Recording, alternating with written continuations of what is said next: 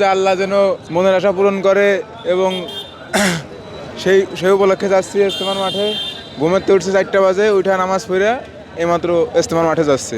ঘুম থেকে উঠছি আমি 3টা বাজে, উঠে তখন থেকে বাইরে করতে করতে আসে আজান দিলে নামাজ পড়ে তো আশুলিয়া পর্যন্ত গাড়িতে আসে ওখান থেকে হাঁটতে হাঁটতে চলে আসবে। আখেরি মুনাজাতের পরে বাড়িতে যাওয়ার একটু চিন্তা ভাবনা, আল্লাহর কাছে দোয়া প্রার্থনা চায়, তারপরে আমরা আবার গল্পস্থানে ঘুরে যাওয়ার চিন্তা ভাবনা আছে। মানে গাড়ি পাচ্ছি না, হাঁটিয়ে আসতেছি। মানে আমি আশুলিয়া ওই দিক থেকে হাঁটিয়ে আসতেছি। এই যে দেওয়ার জন্য আমরা আসলাম, যাতে জন্য আল্লাহ আমাদের দোয়া কবুল করে, এই জন্য আমরা আসলাম। আমরা যেন ভালো থাকি, যেন ভালো মতো ঘুরে বাসায় আবার ফিরে যেতে পারি। আসলে এখন তো আইসি, আসলে তো মানে অটো যাইছে না, অটো